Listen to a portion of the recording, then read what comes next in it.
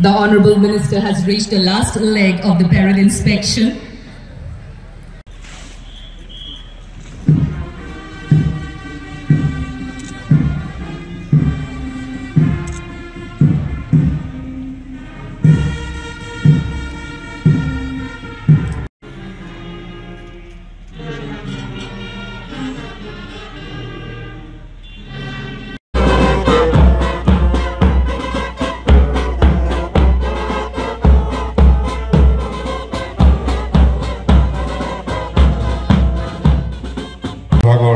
এক বিশেষ প্ৰদৰ্শন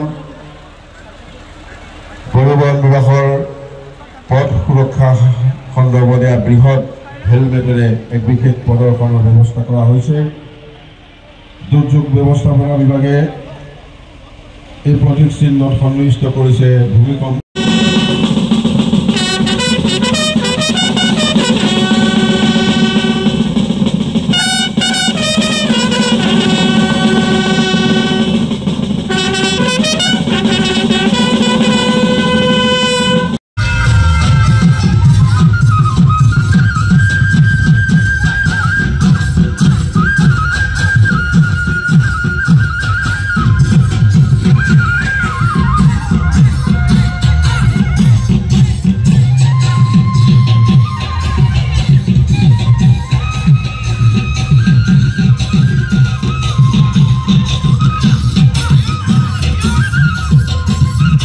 আজি ভাৰতবৰ্ষৰ অসমৰ সকলোগৰাকী ব্যক্তিলৈকে ৭৪তম গণৰাজ্য দিৱসৰ শুভেচ্ছা জ্ঞাপন কৰিছোঁ। আজিৰ দিনটোতে আমাৰ দেশৰ এখন নতুন সংবিধান আমি গ্ৰহণ কৰিছিলোঁ আৰু যাৰ ফলত আমি ভাৰতবৰ্ষৰ প্ৰত্যেকজন ব্যক্তিয়ে চলিব পাৰিছোঁ। সংবিধান নহ'লে দেশৰ আইন কানুন ব্যৱস্থা হয়তো নাথাকিলে হয় আৰু আমাৰ গণতন্ত্ৰ ইমান শক্তিশালী নহ'ল। বাবা চাহেব ভীমৰাও আম্বেদকাৰৰ লগতে আমাৰ সংবিধান প্ৰণেতা আছিল, সংবিধান কমিটিৰ সদস্য আছিল, প্ৰত্যেকজনক শ্ৰদ্ধাৰে হ'ব দিছোঁ আৰু দেশখন আগুৱাই যাব পাৰে।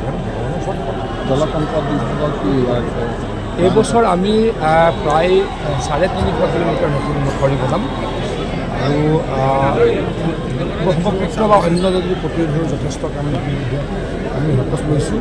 তেজপুৰৰ পৰা আমাৰ প্ৰায় ২০ কিলোমিটাৰ অঞ্চল এই অঞ্চলত য'ত য'ত গৰাখহনীয়া আছে আমি এইখিনিও কাম আৰম্ভ কৰিম। লগৰবিলাকৰ কাম কৰিবলৈকে প্ৰয়াস কৰিছোঁ, চেষ্টা কৰিছোঁ।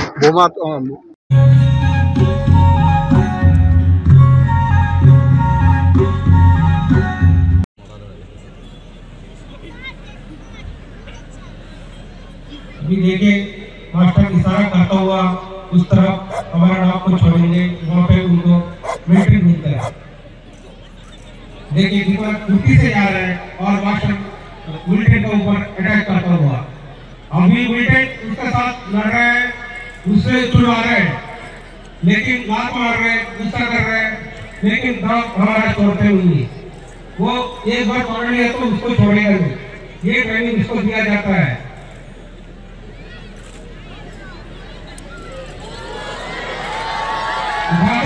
लेकिन हमारे नाम उनको किसी को छोड़ते हैं, हमारे आतंकवादी को भी ऐसे पकड़ लेते हैं और उसको छोड़ते नहीं।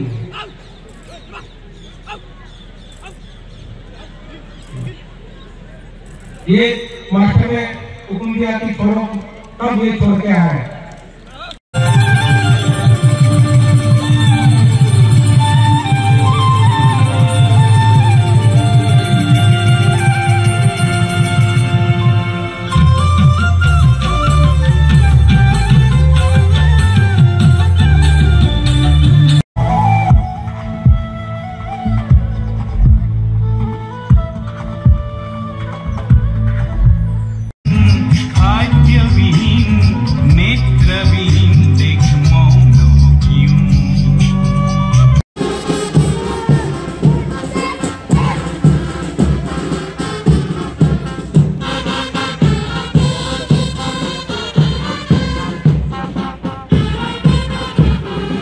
ক'ব নোৱাৰে এই চাকৰি প্ৰদানৰ ক্ষেত্ৰত ক'ৰবাত কোনোবাই ১ টকাৰ দুৰ্নীতি কৰিব পাৰিলে।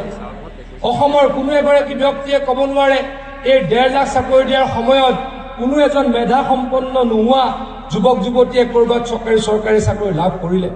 চৰকাৰী চাকৰি লাভ কৰাৰ ক্ষেত্ৰত অসমত যি বিষময় পৰিৱেশ আছিল সেই পৰিৱেশ যোৱা 3.5 বছৰত হিমন্ত বিশ্ব শৰ্মা ডাঙৰীয়াৰ চৰকাৰখনে নাইকিয়া কৰিছে আৰু সেই কাৰণেই জনসাধাৰণৰ ৰাস্তাৰ চৰকাৰ হিচাপে আমাৰ চৰকাৰখন পৰিগণিত হৈছে চৰ্দাৰ ৰাইজ বিগত সময়ত ৰাজ্য চৰকাৰে ৰাজ্যখনৰ মহিলাসকলৰ কল্যাণৰ কাৰণে বহুতো আঁচনি হাতত লৈ কাম কৰিছে প্ৰতিশ্ৰুতি দিয়া অনুসৰিয়ে আমি এই তেজপুৰতে মহিলাসকলক মাইক্ৰ ফাইনেন্সৰ ঋণৰ পৰা মুক্তি দিবলৈ আমি আজিৰ পৰা প্ৰায় 3 বছৰ আগতে অসমৰ প্ৰথম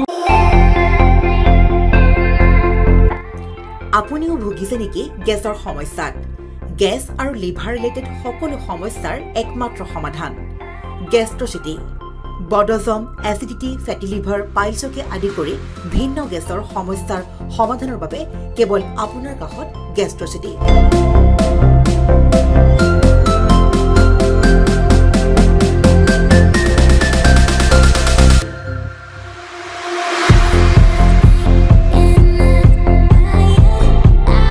ভিজিট কৰক গেষ্ট্ৰচিটি গুৱাহাটী হাতীগাঁও চাৰিআলি যোগাযোগ নম্বৰ 7577999909